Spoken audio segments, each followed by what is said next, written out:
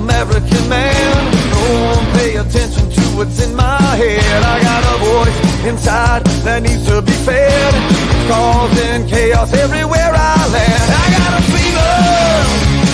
I got a fever. What's up, everybody, and welcome to Ohio Sports Talk. I am your host, Doug. That's the coach, Jordan Maxson. Jordan, you know, it's been a kind of a tough day for Ohio sports fans, Cincinnati sports fans, all that kind of stuff. We lost Pete Rose today, the hit king. Just incredible career, great manager. You know, we're not going to touch on any of that other stuff. We know what's happened there, but one of, if not the best Reds of all time. Jordan, give me your quick thoughts on Pete Rose. And you kind of hit the nail on the head, Douglas. The man played for the love of the game. The man played hard every time he was out there. You know, he's known for that all-star game, you know, going in, taking out the catcher. That's the head first slide. The head first slide. And, we'll never see that in today's era when it comes to all-star games and stuff like that. So definitely a guy that just put it all out there, you know, for baseball. Like you said, we're not going to talk about the other crap today. Today is honoring his legacy, his hits, and his absolute hustle. And I think that's what made him such a great player. His charisma, his hustle, his love for the game. You feel like he never took a day off. And that's something you don't really see in today's era. So, you know, just my condolences to the Rose family and the Cincinnati organization, you know, top to bottom, regardless of all the other crap. Today is going to be celebrating his legacy and, you know, everything he brought to the game. And Douglas, that's where I'm going to leave it. It's, incredible player all around, you know, the hit king. Just he gave you effort even in losses, and that's just how I'm going to remember him. Definitely, and that's how we should remember him. Because Jordan, let me read off some of his resume. Hit me with it. 17-time All-Star, Jordan, 3-time World Series champion. He was an NL MVP. He was a World Series MVP, a Rookie of the Year. He was a Rookie of the Year. He was a Silver Slugger, 2-time Gold Glove winner, Roberto Clemente Award, 3-time batting champion. His number 14 is retired by the Reds. He is a Hall of Famer by Cincinnati standards. Again, he is the all-time hit king, 4,256 career hits. Incredible resume. All-time great. Quick shout out to the Bearded Browns podcast. We love those guys. Those guys keep me sane after tough Browns losses. They're always there to kind of bring me back to reality, so I appreciate those guys. But Jordan, Pete Rose, just a phenomenal player. His managerial record, Jordan, 412 wins, 337 losses, a .525 winning percentage. You know, he did it all, and he did it all at an extremely high level. We didn't really get to see him play. We didn't get in, but all you hear about from our parents and people of that generation is how much they love Pete Rose. You know, they set aside some of the extracurriculars, and they were able to enjoy him as a player and then as a manager. And Pete Rose, one of the all-time greats. Jordan, I wanted to touch on him before we got into the show and give him his due and his respect, because he is a beloved Cincinnati Red and a guy who just love the game of baseball, and that's what you can take away from his career. Absolutely. Right. There's normal font poor. Like we said, 3-time champion, World Series MVP, Charlie Hustle. Rest in peace. Jordan, any last thoughts on Pete Rose before we get into the show, buddy? No, just rest in peace. Absolutely incredible player, Douglas. We could use that around Cincinnati these days. Somebody with that much energy and Ellie's trying, buddy. Ellie's trying. I think when Cincinnati gets that signing done, that's definitely going to be probably our generation's version of Mr. Hustle. But definitely, ending thoughts, just amazing career. Like you said, we didn't get to watch it, but sitting around your basement and watching some games. Your dad had all the stories. Your uncle had all the stories. We had the picture downstairs with the Pete Rose and all the the career hits and the career RBIs downstairs in your basement. So we grew up on that. We grew up on the great stories. So condolences to the Rose family again, and just he'll be sorely missed, and his Douglas his play is going to be around forever, and For sure. that's something that will never be taken away. So just let's dive right in, and any closing thoughts on Pete Rose? Nope, just incredible. 83 years, long time on the earth. Hell of a career. Like Mattson said, look at that flow he has in that shot. R.I.P. Pete. Just a legend here in Ohio. Let's transition, Jordan. Let's talk about your Cincinnati Bengals. You guys move to 1-3. You get the win over the Carolina Panthers. Jordan, let's start off with 3 positives from you. I want 3 positives from the game because it was a fun game to watch. That we had that Joe Burrow interception that he kind of misread and miscommunicated with Jamar Chase. When you watch the game back and watch some of the film back, you saw there was more miscommunication than anything on that play. When you first saw it, you're like, what the hell is Joe throwing at? But then you see that there was something going on there. But 3 positives to start off, Jordan, from that win against the Carolina Panthers. Let's start at the right tackle spot, Douglas. Mims is the real deal. His first official full-time start at right tackle. Trent Brown's out for the season. We drafted this young man from Georgia for a reason. And Douglas, in this package, and I know it's a short sample, we know that Carolina wasn't like a top defense coming in outside of Jadeveon Clowney on the line, but he matched up against Jadeveon Clowney for mini snaps, and we gave up 0 sacks on a whole line. But Mims was a huge reason for that. So I'm going to start there for my number 1 positive. Rookie right tackle making his first start. Welcome to the league, young man. So really happy to see that spot kind of get solidified. And, I'll start there. My second, we got 140 plus rush yards as a team, Douglas. I felt like this was Chase Brown's coming to the NFL party as a sole rusher. He did it in between the tackles. He did some pitches to the outside, and with his speed and velocity, he was able to hit the hole and make something out of it. So I was really happy to see that. And, complimenting Moss looks like a guy that knows what he's doing. When plays were breaking down, Joe Burrow was scrambling kind of to, find somebody. Moss repeatedly came back towards Burrow, got on the same page. One was a huge third down that went for 20 plus yards off of a broken play when Burrow did some Houdini stuff, back behind the rush. And Moss, these guys scored touchdowns. We had 3 touchdowns from the running back position. Doug, that's a good day in the office. So anytime you don't have to rely it on your tight ends and wide receivers and you get it done with your running backs, that's a huge plus. So offensive line and running back room are my 1 and 2. I'd say the third positive would be our 2 wide receivers, T. Higgins and Jamar Chase, look back to themselves. So, T. Higgins got it going early and often, just kind of destroying the zone, finding the soft spots in between the linebackers and the safeties. And Jamar Chase just straight up manhandled everybody.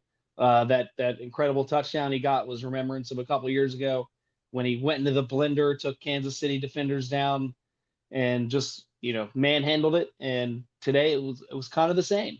He got intermediate route, got the ball, and just made something out of nothing, yards after the catch. So his lower body strength looks to be on point. Joe Burrow's timing with the wide receivers looks to be on point, and the offensive line looks stronger than ever. So those are my big takeaways, Doug. A little bit of an honorable mention. I will say that in the limited snaps that he got, our second round draft pick from Michigan, when he filled in for Cam Taylor-Britt, Turner looked pretty damn good. And I'll give that a little honorable mention there. But we'll transition. I'll give you a couple things that I'm worried about when you're ready. But kind of what did you see? You got to unmute yourself. Let me go through the chat real quick. Seems the Bengals are finding their identity before the Browns. I hate you, Jordan. And then Matt chimes in. Are one game closer to some DT help coming in. Hill, Rankins, Jackson, and Murphy could all be back this week. Jenkins looks solid. Jenkins did look very good at the DT position. He was able to fill some of those gaps. And, the Panthers still had a good game running the ball, but you could see flashes of what Jenkins can be and how he can help this team long term. The stats don't really show it, but he definitely was in there more than not. But you guys still give 155 yards rushing. Chuba Hubbard is a good back.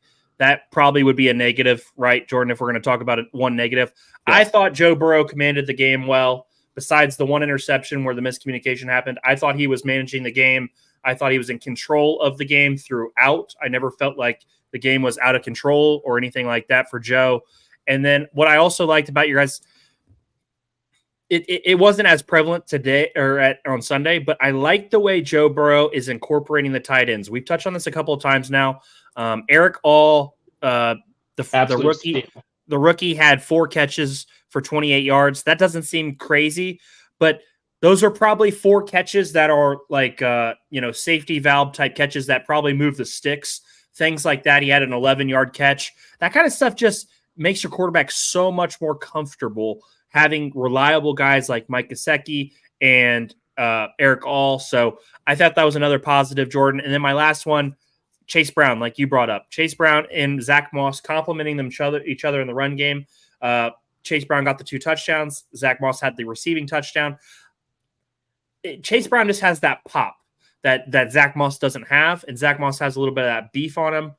I like the combination. Are they world beaters? No, but they are 2 solid backs who complement what Joe Burrow's doing with the 3 wides and the 4 wides, the 2 tight end sets, things like that. Those guys fit really, really well. Matt said 12 personnel look phenomenal. Again, you guys got it done. It was the Panthers, but a win is a win. The Browns are 1-3. I don't have room to say a goddamn thing.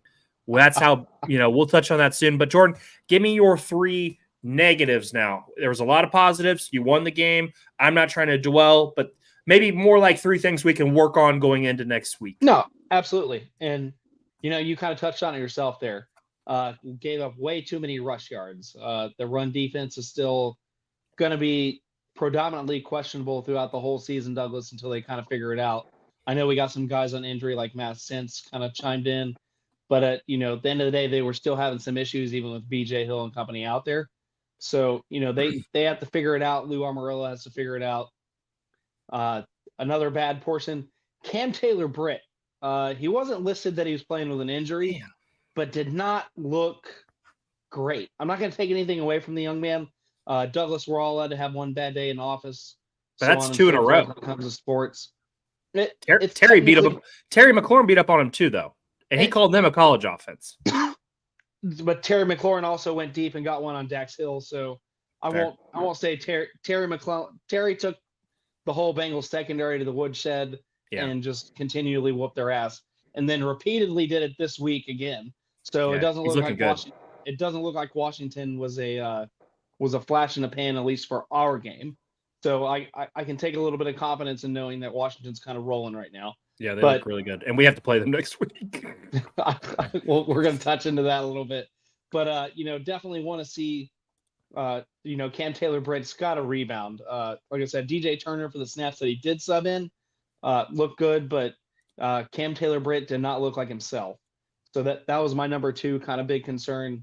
And number 3, Jordan Battle only got one snap.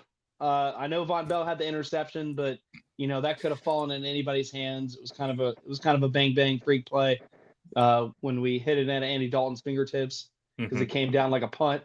But Doug, it's still an anomaly. It's still something that 2 weeks ago when I went on my 18-minute rant, it was just it's there, folks. It's still there. Go get the clip.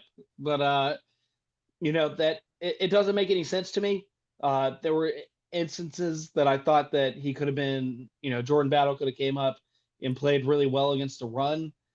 Maybe we're saving him because Douglas, we'll touch on it more in Thursday's episode, but Baltimore's coming to fucking town.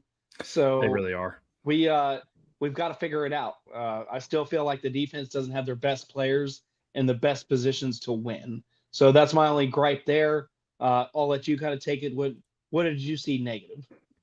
Well, the negative is obvious. The run defense is just abysmal. Yes, the D tackles are coming back. Yes, all that's going to happen. But that doesn't just all of a sudden just mesh everything together. I think also, and it's not meant to be, it's not like a negative, like he got hurt. It's the fact that he is probably hurt. Your best defensive player, Trey Hendrickson, has a neck stinger. He has something, he must have pinched a nerve because you could see that he wasn't feeling his hand when he was coming off the field. So that's a massive worry. Sam Hubbard, like Matt said, has not been good coming off the edge. You guys are lacking a legitimate pass rush outside of Trey Hendrickson. And that's all parts of themselves. No pass rush, no run defense. You're not really putting the quarterback in any danger per se. And, to me, that is exactly what the Ravens do well. And this game could, we're going to talk about it a lot on Thursday, so I'm not going to go any further, but the run defense has to be the focus this week. You touched on Jordan Battle. There's got to be some transition point here with Lou from Von Bell. Yes, he got the interception, but that's right place, right time. That's not because he made a great play. You know what I mean? Like what's the holdup here? Why are we not giving play calling to somebody else slowly? Give him a little bit more, give him a little bit work. I know he's wearing the green dot, correct? It's Von Bell's calling the plays. Why is Jermaine Pratt, Logan Wilson, one of those guys not stepping up so Jordan Battle can take it in that spot and start playing more safety? There's got to be some kind of transition period. Von Bell, he's had a really solid career. He's an Ohio State guy, but the transition's got to happen, Jordan. This on paper and on theory, especially when we went up 10, this would have been the game to break in the mold for the season. This would have been a game to start putting the tire on the tread. So I was really disappointed on that. Yes, it's always F Watt. But and here's Matt saying Lou, camp ready to play. But it's week 5 now. That doesn't matter anymore. It's week 5, and they're a team hurt. They're a team hurt. They're a team that doesn't have the right personnel to make up for the lack of depth. And eventually we got to put that behind. Like I'm sorry, but as a coach, there's a push comes to shove, and especially we had Freshwater on that was in the pros for a certain amount of time, and he told us, Douglas, it's a business, right? So at some point, somebody's got to tell Lou, we're paying you to put the best players in the best positions to win. Yeah, this isn't high school where this isn't high school anymore where you have to show up on time. Yes, you need to show up. You need to have discipline. Yes. But by week 4, off-season problems shouldn't be holding you back from getting more time. No, we're in business mode, and what's best for business is Jordan Battle getting some, and he's not the only one, but he's the one that's going to stand out the most, especially playing inside the box, right? To help some run support. And he's faster than Von Bell right now. Especially with Lamar Jackson. We're going to talk about it. So we're just going to keep going in circles here. Let's watch it down the line. Bengals 1-3. You beat the Panthers. You have that big game. You have that big game against Baltimore. I'm excited to talk about it on Thursday. Darren, quick shout out, Fat Boy Fadeaway. Huge shout out the Oakland A's. He had a great thread about the last game in Oakland. That was incredible. Darren, great job.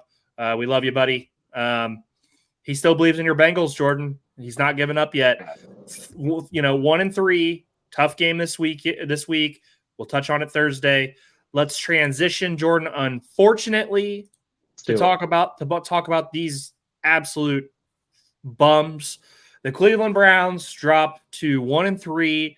Funny that Darren just commented. Darren and I had a bet this week that if the Browns won the game, he would change his profile picture to Nick Chubb. If we lost the game, I would change our profile picture, Ohio Sports Talk, to Tim Brown.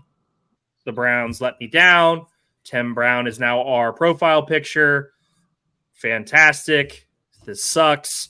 1-3, Jordan. The Raiders didn't have Max Crosby. They didn't have Devontae Adams, and they still found a way to beat us.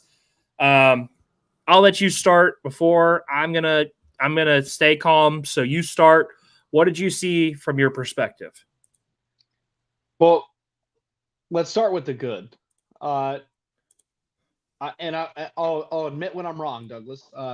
Deshaun Watson came out and, from his perspective, played a good game. So Douglas, I was wrong. I thought he would get benched by halftime. We knew you were wrong when you said it. It's fine. It's okay. It's all right. It's all right to be wrong sometimes in this business, Douglas. We have the absolute pleasure of talking about sports, which is the greatest conversations in the world. And I'll never have a problem with telling you that I was wrong. So, I was wrong on this one, but there was a little positive there. His throws and timing looked a lot better. Yeah. He was not afraid to make plays with his legs. Early in the first half, he did move the chains quite a bit. And a lot of it that nothing was open. So he wasn't overlooking guys that were necessarily open in the field. He wasn't missing tight ends that were open, kind of like we had reminisced a couple games ago. So Deshaun Watson looked really locked in. So, I'll take that as my first positive. My second positive, your defensive player of the year, just came up big when he had to. We knew he was playing a game. He was on the injury report throughout the week. There was some questions whether or not, I believe on Wednesday, whether or not he was going to play. But, he came out and showed why he's defensive player of the year. He came up with big stops, big tackles for losses, had a huge sack in the third quarter to kind of re-spark that, basically when Cleveland, it looked a little winded, but, he put some wind back in the sails for both the offense and the defense. Thirdly, Denzel Ward looked better. He kind of a guy that we've been kind of harping on that looked a little bit off, or at least I thought he looked a bit off. I won't put words in your mouth. So I thought he no, looked not better. Ward. We were talking about Emerson. Okay. Ward's been good all year. I thought Ward was a little bit off sometimes, but no. But he looked phenomenal, and that. Damn, they need Njoku back like yesterday. But those are my big things that I saw positive. I'll let you take some positives, and then we'll dive into what's going to get our blood pressure up a little bit with the negatives. Okay, let me answer Darren real quick. Which franchise has been worse the last 20 years? Browns or Raiders? Well, last they each 20 years. They each have a playoff loss in the last couple of years. You guys lost last year when Flacco started, and the Raiders lost when the Bengals went on their Super Bowl run. So yeah, but we got out of the first round. We beat the Steelers. Yeah, you did get a playoff win under Baker Mayfield. But we also went 0-32, so I'm going to say the Raiders. The Raiders the Browns have been worse in the last 20 years than the Raiders, and they've made the playoffs. They made it twice, and we've only made it once. So no, we made it twice. I mean, no, but we went 0-32 in 2 seasons. So no, we have been worse in the last 20 years. I'm trying to.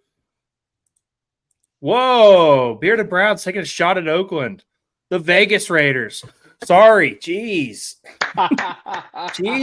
Sorry, man. But no, I think we've been worse in the last 20 years because that stretch with Hugh Jackson was maybe the lowest point in my life. So that was some rough Sundays hanging out in the basement. Yeah, it was. That was rough. Matt is now taking shots from the top rope. They have more starting quarterbacks than they have wins. Jesus Christ. Well, I don't know why Matt thinks that I need any more depression in my life, but thanks, Matt. Holy hell. Let me go with my 3 positives, Jordan. You named it. I thought Deshaun Watson played pretty dang good.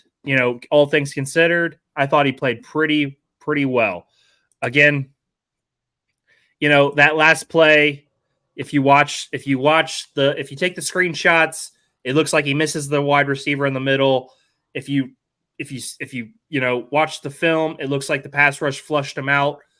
I don't know what he saw because it looked like his body's turned this way. So he's looking at Akins and he's looking at the out here, and it doesn't look like he can see. He's seeing the center, and it's hard to tell where the safeties are. We know Mo Higgs right here, and we know the other safety's coming back over. It was really hard to tell. I know a lot of people wanted to blame Watson for that last play. You got to get rid of it. You got to do something. It's 4th down, and we were in a bad spot because of mismanaging the clock. I think Kevin Stefanski's also let down this team a little bit. Now, I don't think Kevin Stefanski needs to be fired. I just think he needs to be a little bit better. So that'll be one of my negatives when it comes to time. But Watson was better. I got to give Watson credit for that. I will say the defense in the fourth quarter, similar to how we did against the Giants, Jordan, absolutely buckled down in the fourth quarter. The Raiders were doing nothing in the fourth quarter. Myles Garrett, like you said, playing like a defensive player of the year on one leg. 2 sacks, 2 tackles for loss. We got the Raiders off the field multiple times in the fourth quarter, giving our offense a chance to win. Jordan, to be fair, and this is I'm gonna clip this because fuck the NFL referees, Jordan. Holy fucking shit, man. And I'm sorry, Grandma. I'm sorry, everybody else. But that calling that hold in that situation is just insane. Nick Harris had just an arm, and they're moving. 80-yard touchdown to Amari Cooper, and they call a hold. That was devastating. Absolutely devastating play call, Jordan. Call that hold there. There's a problem. I'm not even going to go back. Myles Garrett gets held every play. That's great. And to change the game?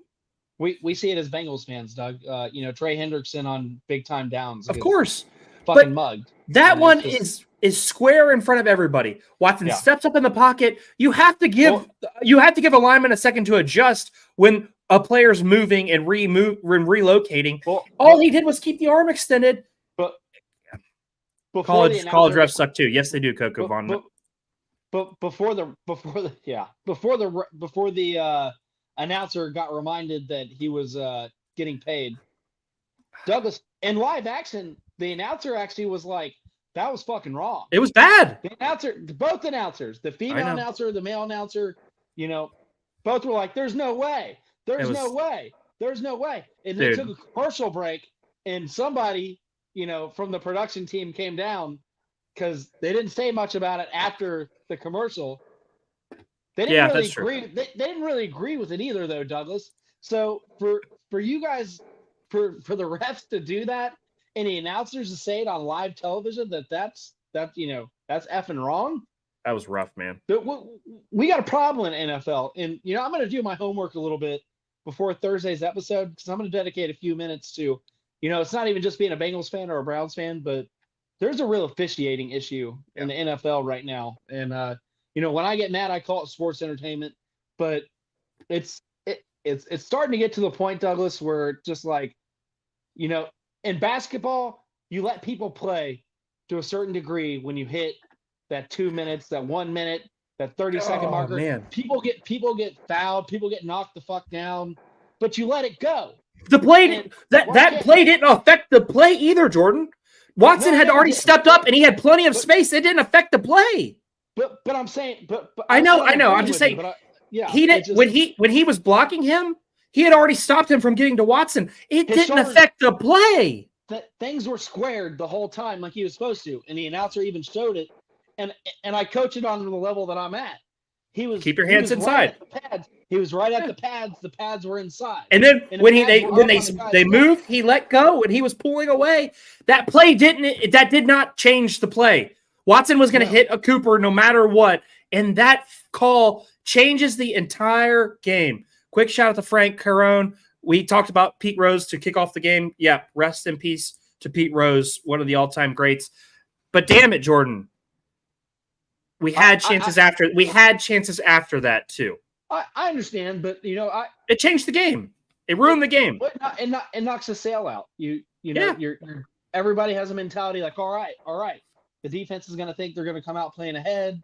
Then you come out, still playing behind. Man. Doug, I don't like it. We've been watching football a long time, and we've been playing a long time, and I've never seen the officials dictate this many finishes, and we're only in week 4. So it's just, to me, that it's too much power.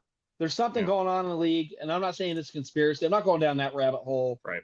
But like I'm going to the common sense of, calling back a play that dictates the entire game, especially that late in the game. We're not talking first fucking quarter. We're talking about a hold that didn't stop them from getting a sack either. Like if he yanks him down and he's going to get the sack on Watson, of course he wasn't going to get to Watson either way. It's too much power. It's too much power in my mind, and that for that many people to disagree with this one on live television, I don't know if I'm the Cleveland Browns, the loss is the loss, but we know they are. I would file a fucking grievance. I know. really would. I know. Like you know what, Jordan? Like I said, I'm not a Browns fan, but it's too much power. I'm already sick of it. We're only in week 4, and Doug, it's only going to get worse across the board, across the league. Because I tweeted from our account, I said the refs have been absolutely horrible this year, and just about 32 different teams came in and chimed in, and really kind of fell in line and agreed with us, Doug. So we're not the only ones saying it because we're Browns fans or we're Bengals fans, and it came down to those plays. Because there were plays after for yours, there were a little bit of plays after, but it's something that's got to be fixed. For sure. I don't agree with most of the refs being millionaires. I don't agree with them being I think they're too advanced age. I think we got to get some younger guys in.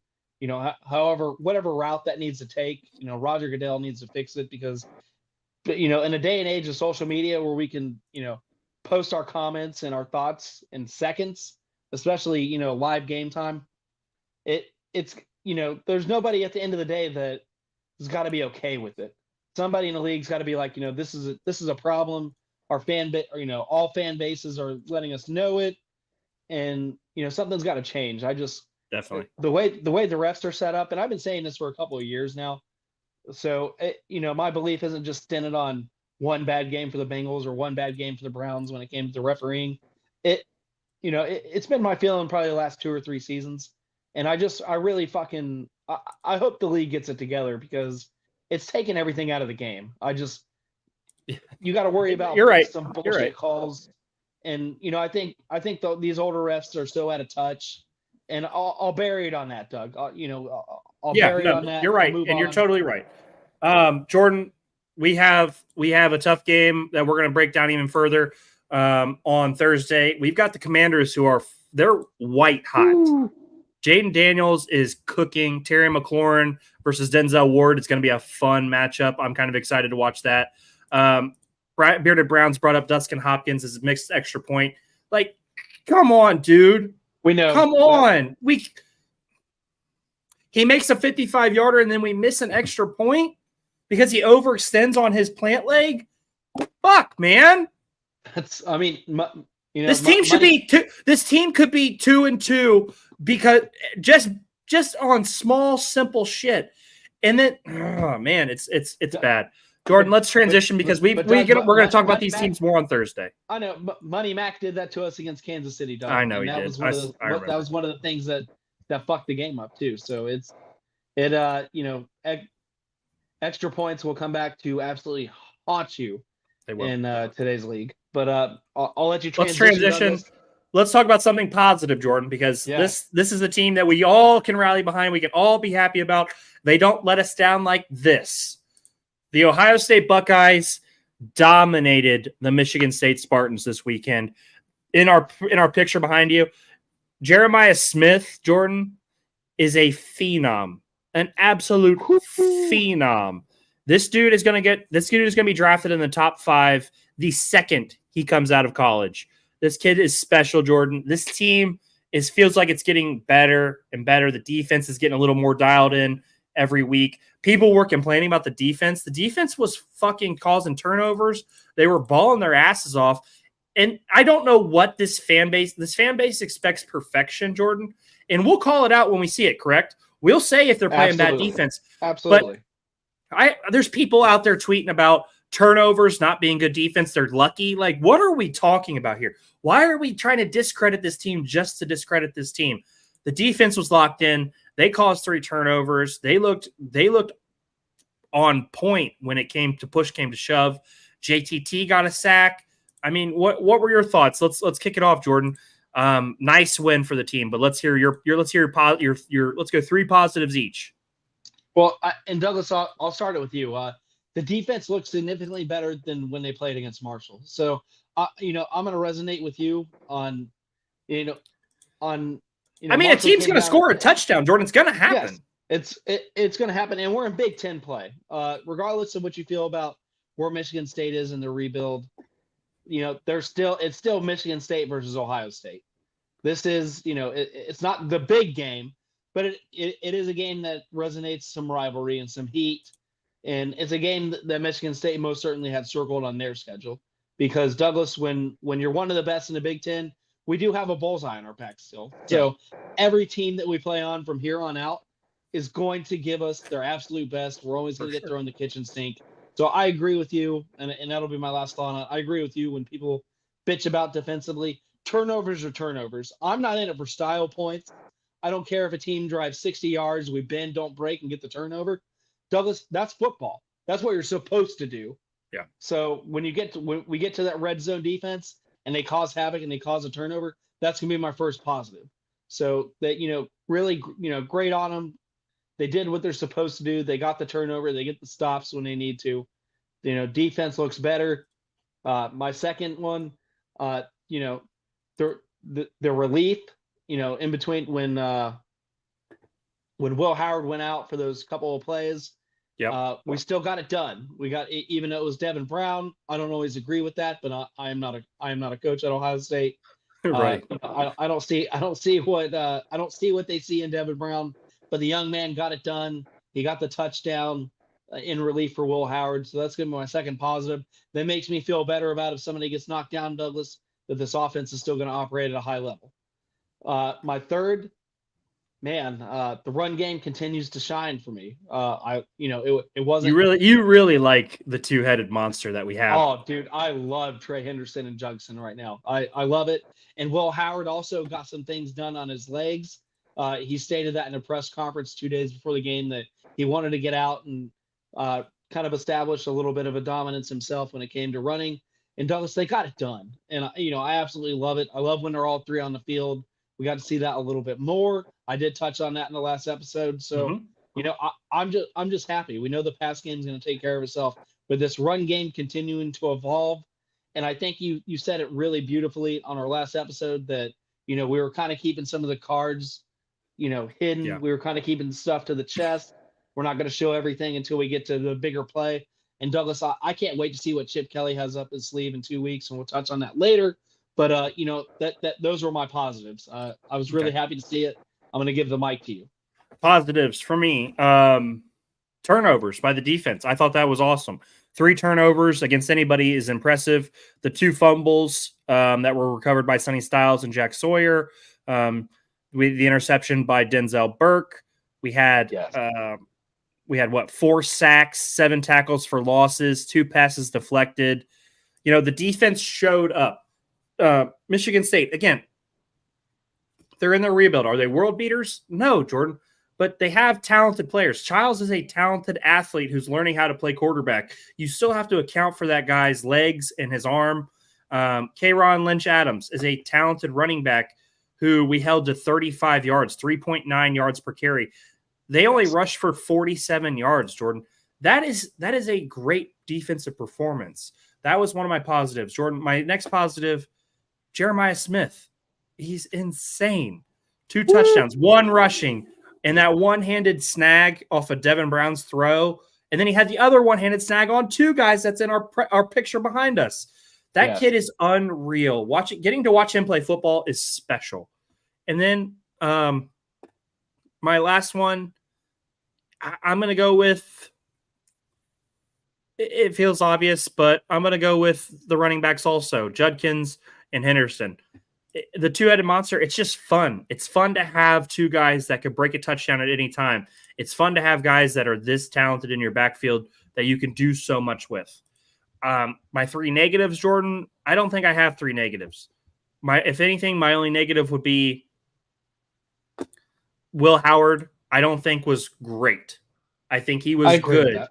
I don't think he was great. He made a really poor read in the end zone that should have been picked off, that was dropped by their safety. And then his interception he threw was bad, just bad. It was a bad read. It was extremely poor decision making, but he makes up for it with the 2 touchdowns thrown, the rushing touchdown. It bended, but it didn't break. We regrouped. The defense picked us up when they needed to. Will Howard has to keep getting better with his Yes. reads as the season goes along. So that'll be my last negative. There's just not a lot to take away from a 38-7 game when their last touchdown came in the second quarter. This, on Thursday, Jordan, we're going to talk about a different battle. Iowa, who has a really strong defense. They have a good run game. We're going to talk about them. That's a different challenge for the Buckeyes. It's going to be nice to see them play a good defense that can do a little bit more. But let's not forget, guys, that Iowa lost. I mean, they played Troy, Illinois State, and they beat up on Minnesota. They lost the game to Iowa State in the rivalry game. They're not world beaters. They still have problems on offense. We should still be able to handle Iowa relatively well. I'm excited to talk about it on Thursday, Jordan. Do you have any negatives for the Buckeyes from this past game? I'm just going to echo you a little bit, Douglas, and we didn't write it that way, folks, but it's just obvious. The quarterback play from Howard was a little, I won't say suspect, but it wasn't as sharp as we'd hoped on some of the reads, and I thought he was holding the ball for too long sometimes in the red zone. Instead of, it's okay to get rid of it. It's okay to, take either, whether it's going to be 3 points or just, short memory, go on to the next down. I think he forces some things, and it was a little bit evident on the tape when you go back and rewatch some of it. But, that's okay. That's a lot of pressure at Ohio State anyways. Definitely. And, going into Big Ten play, I'm sure he wanted to ball out because this is his first year in the Big Ten. So there's a lot of things to put in the back of your mind that's like, all right, he can do that on this game. Let's move on to the next game. Let's see. I'm sure Chip Kelly's going to clean it up with him. They're going to work on it this week. He was banged up a little bit too, so a part of me thought, him coming under some serious kind of heat and pressure. That'll be my second negative. Sometimes the offensive line didn't look fully in sync, but that's okay. It was a bigger game. It was a tougher defense. I think they're going to work on it. So those are probably the only two negatives that I can think of. And I want to do a shout out, a little bit of a positive. I always pronounce his name wrong. So Ibaka, Emeka Ibuka. Yeah. Emeka Ibuka, absolute. I'm glad he stayed another year, Douglas. He's not flashing like the freshman, but he does the dirty work for a receiver. He had some sweet blocks that kind of sealed the outside. Yeah. He wasn't afraid. Our receivers blocked their asses off. He wasn't afraid to get dirty, especially being a senior. That's always awesome to see moving forward. He still put up his stats. He had 80+ yards, I believe, but he's still balling out. But I just wanted to give a little honorable mention there because he's doing the dirty work as a senior, and that's in this day and age, the NIL, that was really refreshing to see. So. Definitely. But it was a good game. It was a damn good game. We beat up on a decent Michigan State team. Thursday, we're going to talk Iowa Hawkeyes and in another battle. Jordan, let's transition. This is the last topic of the day for us. Let's talk Cincinnati Reds. The season has come to a close. We touched on Pete Rose to start the show. Let's actually talk about the Reds, Jordan.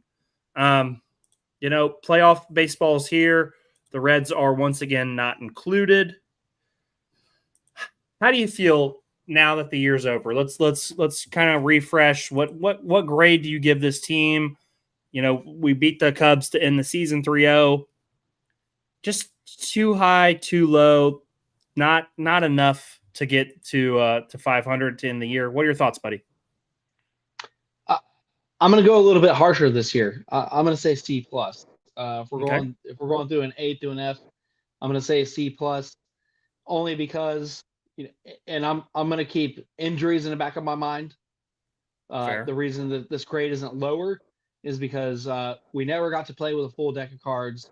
So we never got to see what this team could come to when it came to fruitation and player production that came from both our starting pitching and some of our hitting. So I say a C plus, but when they did have flashes, it was too many errors in the infield. We knew Ellie was a big committer on that. For all the great things that he did, he's got some things to clean up defensively. I have no doubt in my mind the young man's going to bust his ass and make the adjustments in off season to get it done. He spoke very highly. He spoke very critical of himself in the last few interviews after the Cubs win when we wrapped up the series. He said all the right things that you want to hear. So, and I think he'll put pen to paper and get it done. But that's my kind of grade on it, Douglas. We know that Hunter Green went out. We know that Ashcraft was hot and cold, sent back down, battled some injuries. So the pitching staff was always kind of in limbo. But some of the younger guys, that's the reason I say plus. Some of the younger guys that got chances to be called up showed absolute flashes of brilliance. So I'm excited for the franchise moving forward. I also say, the plus is that we did fire David Bell. Hopefully we get some seriousness in the locker room, some accountability in there to, really, I know these are millionaires and these are paid athletes, but at the end of the day, Douglas, accountability has to be there. You can't be everybody's fucking friend. It's a business, and what's best for business is, holding somebody accountable, putting belts to asses, as you so well put this week, and just, producing results one way or the other. That's what championship teams do, and that's what I would love to see the Cincinnati Reds bring in. So I'll let you take the mic here. Take it away. What did you see this season that excited you, and what disappointed you? Things that excited me. Hunter Green. I've said this numerous times now. I 100% believe that Hunter Green will finish either the Cy Young winner or second place for the Cy Young in the NL next year. I think Hunter Green is that good. He pitched his ass off today, or what was it, yesterday? Yes. They've only been giving him the 4 inning starts. I totally understand. But, only gave up 1 hit. Looked good in his last start. But Hunter Green, in my opinion, is a massive bright start. That kid is going to be a superstar next year. I'm so excited to keep seeing him develop and become one of the best aces in the league. Obviously, Ellie De La Cruz, Jordan, he's taking that next step. Next season, he will most likely be a full-blown superstar. He had a phenomenal year, 25 home runs, 69 or 67 stolen bases, 260 average, a 5.1 WAR. He's just getting better and better and better. And like you said earlier, we've got to get the contract done. We are a small market team, Nick Kroll. We will never forget it because that's all you know how to fucking say. We've got to get Ellie signed, dude. We've got to get Ellie. Give him 10 years. Give him 12 years. Whatever he asks for, you got to give it to him. Also, I want to give a shout out to Jonathan India. Jonathan India was in a limbo type spot. Matt McClain was going to be our starter. India was going to platoon and do whatever it took for the team. And McClain gets hurt. India plays the whole year. He has one of his best years. I thought he had a good season. 15 home runs, 58 RBIs. He hit 250. I thought he had a good season. He was good, solid with the glove. Shout out to Jonathan India. Next guy I want to highlight, and then I'll move on. Tyler Stevenson, Jordan. Tyler Stevenson was a question mark. In my opinion, he is for sure the starting catcher of this team. He should be the starting catcher long term. I would like to see them sign him to an extension. Also, he had his best season. 19 home runs, 66 RBIs. He had a 2.4 WAR. He was really good this year. Almost hit 260. Tyler Stevenson was a massive bright spot for this team. Low points. I believe we need to retool the bullpen. I think Alexis Diaz is a good closer. I think there are better closers. I think there is an opportunity to make that position better. The outfield was abysmal this season, Jordan. It was really bad. There's something has to be done. We can't run Will Benson out there anymore. It's got to be done. No. We've got to go out and we've got to spend some money and bring in one of these outfielders that are available. Everybody knows that. Everybody sees that. I also believe that the Reds should try, if it's possible, to trade Noel Marte. It's not clicking for him. And I think he still has talent that somebody will maybe trade for him. he's got to be gone. I do want to give a shout out to Ty France. I thought Ty France, I forgot him. he came here and he was a positive. We thought he was going to be another one of the just kind of throwaway additions, but no, Ty France came in and he played good baseball for the Reds. So I definitely want to give him his flowers. I did think he was going to be another Slater. So that's what I thought too. And he played well. I would like to see him on the ball club next season. That's how good he played. At least in training camp, a chance to make the roster. I would love to see that. I'm going to give us a C overall because I thought after last season, this team would be more all in. Injuries matter. Things like that did happen and did take away from some of that. But I thought the team would be better this year, and they just weren't. And that resulted in David Bell getting fired. And, this season, the offseason, we're going to go out and get a manager, hopefully make a couple of moves here and there, maybe, get some extensions done. We'll see how the offseason plays out, Jordan. But, the Reds have some hope going into next year. This is a talented team that has the potential, adding some veteran pieces, to be really good. They're talking about potentially trading for Sonny Gray. There's been a couple articles going around. Sonny Gray is a quality arm. If you add Sonny Gray in with Hunter Green, Nick Lodolo, Louder, Andrew Abbott, that's a damn good starting five. Yeah. Hunter Green, Nick Lodolo, Sonny Gray, Rhett Louder, and your fifth starters, Andrew Abbott. Yeah, man, that's a good starting five. Let me just pick your brain for a minute. Would you like to see Ashcraft back as a bullpen guy? Nope. I've seen enough. I've had enough. I'm good. Okay. No, I was curious if he wants to be, if they brought him back as the long reliever, I would accept it. But I don't need to see any more from Graham Ashcraft. I've seen enough. I've been on the fence because I personally, and the question was just kind of pick your brain to kind of, feed off of your analyst on it, because I would like to see him back in a bullpen setting as a 1-inning guy or a 2-inning guy. But, if he's got some trade value, then, ship him out for some prospects or something we can get better in the bullpen. But I think he still has some trade value, if anything. Maybe. But Jordan, that's enough about the Reds, man. Let's get to our news and notes, and let's put a bow on this episode, buddy. FC Cincinnati lost to LA this weekend. Oh, depressing. You're more confident in FC Cincinnati than I am. Every time they played a top team later in the year, it just hasn't gone well. So I'm kind of worried. I know we had the tie against I'm drawing a blank, but yeah, against Columbus. But man, it's not been pretty recently. And Columbus overtook us in the points. They're now 57-56. We dropped down to the third seed. Their plus 27 goal differential is the best in the Eastern Conference. Philadelphia is, I just, what are your thoughts, buddy? Because, FC is just not getting it done recently. Yeah, they just couldn't find the back of the net, Douglas, early. Mm-hmm. I know they got kind of the one I consider late goal, excuse to our fans. I am just recently a soccer, fan when it comes to FC. They're a relatively new franchise. Columbus was never anything that really caught my eye growing up, just because of my location. I'm from Dayton and Cincinnati area. But Doug, I just didn't see the energy. We're on a kind of a 2-game win streak. We had the tie before that, and FC against Nashville. Nashville's terrible. They look tired, Doug. They look tired, and it's weird that they're tired though, because there's these long breaks in between games too. Right. And I don't know. And I'm not a soccer player. I played on a level that just didn't matter. But I don't know the grind on a professional level. So our team captain even looked a little off. So it's just, to me, that's not the team that I expected to come out. Coming off another win, coming off a playoff lock, like you said. Now we're down. We're down a whole seed. And Doug, that changes the dynamic to the postseason. So yeah, this you don't want to play. You don't want to play Miami. You don't want to play Miami before you get to the title. Not in a state that we're in. Like a month and a half ago, I'd say let's fucking bring them on.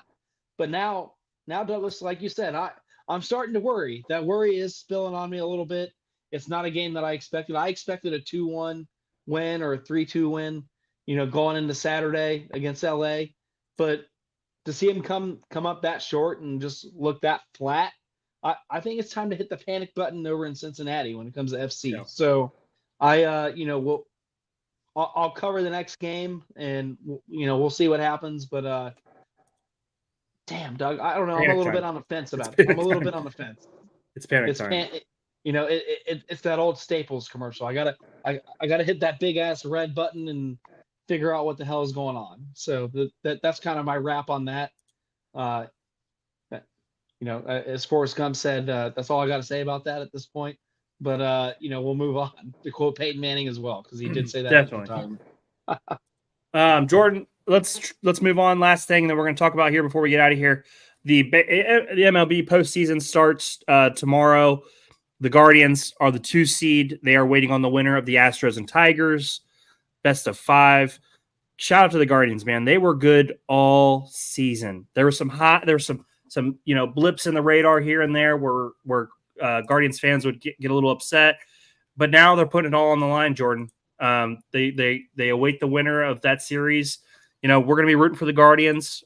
We want them to play well. We want them to do well. Obviously, we're not as locked in as we are with the Reds, but no reason not to root for the Ohio team in this thing. Absolutely. And it should be a fun postseason, So kind of excited there. What are your thoughts before we get out of here? Oh, Douglas, I'm super excited. We are Ohio Sports Talk, and we're gonna be locked in here. This is something big for the Cleveland Guardians. Their manager retires, I believe, 2 years ago. Frank retires 2 years ago. Is that right, or was that last Terry year? Francona, yeah. Terry Francona, retires. That kind of put the organization in a little bit of a limbo on what they would do personnel wise and what they would do coaching wise. And to see him rebound like this, and like you said, some lows when it came to their starting pitching and some of their bullpen, but their offense just continued to play through it. They had solid defense in the outfield, excellent defense in the infield. They had two players go over 100 RBIs. These guys were just dialed in all year long, no matter, if it was high or low. And Douglas, really hats off to them. We're Ohio Sports Talk. We're going to cover it. I'm excited to see where they go, and then being considered, in the AL grand scheme of things, their version of a small market team, but their GM doesn't come out and fucking say it irresponsibly like ours does. So Right. that's another refreshing thing to hear. They try to sign the talent. They want to keep the talent, and they just continue to find ways to get it done. And Doug, it'd be exciting for you and me to cover some postseason baseball that matters. And we'll take it from there. We'll just kind of sit and wait and see who their opponent is. But I'm excited. My only worry though is that when you're rolling that hard, and I think about it, in football terms when it comes to like bye weeks and stuff like that. Sometimes too much time off is a bad thing because rust happens. You just kind of you lose your groove. I know baseball is a little different when it comes to timing, but maybe not so much when it comes to pitching. You lose that rotational groove. You're so used to being like the 3 to 4 days, come in, get hot, do your thing. This is a long time off. I know a bye can be a good thing when it comes to icing and helping, but that's my only worry for the Guardians. At least for game 1 of whoever they face, is that's a hell of a long time to be off when you play 160 plus games. For sure. Nope, that's a good point. There is always maybe that idea of rust, but those bats have been hot for a majority of the year. They've got good hitters. They're going to have their best pitchers going. Should be a fun series, whoever they play against. That'll kick off later this week. Jordan, let's get out of here, man. We had a fun show tonight. We had a lot of interaction in the comments. 115 live viewers. Thank you to everybody for tuning into the show today. We really, really appreciate it. You guys help make this show fun and help make it enjoyable. So that means a lot to us. Once again, RIP to Pete Rose, one of the greats. Jordan, Thursday, we've got Bengals versus Ravens. We've got Browns versus Commanders. We've got Ohio State versus Iowa, all to preview on Thursday. That's going to be a fun show live at 9:15 p.m. Eastern. Jordan, any last thoughts before we get out of here, buddy? No, Douglas, I believe you put a bow on it perfectly. Thank you to all our viewers. 115 is always amazing to see. As Doug said last week, we do it even if it was 0. And there were times, Douglas, when we started when it was damn near 0. So to see us, really gain support from our viewers, gain support from our fans, hit that subscribe button, go on YouTube. Really, it helps us out in a big way. Get us the retweets for the episode.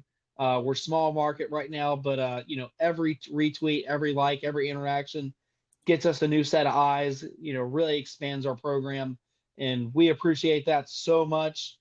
You wouldn't believe. So, get out there, hit the retweet button, hit the like button, hit that subscribe button on YouTube, kind of share our content. Douglas does a great job behind the scenes. And, Douglas, I just want to thank you so much. Douglas does our clips, Douglas does our graphics. He's really the guy behind the curtain that keeps this show going. I'm just a mouthpiece most of the time. So without Douglas, there's no show. Without Douglas, there's no me on here. So, thank you, Douglas. I want to give you your due. Yeah. A lot of the behind the scenes is never seen by our viewers. So I just want to share it out and let you know that we appreciate you. I appreciate you. My family appreciates you. And we'll wrap Monday off here. We'll see you guys back on Thursday. And, this has been Ohio Sports Talk. So. Yep. Jordan, appreciate all those kind words, guys. It means a lot to us that you watch the show.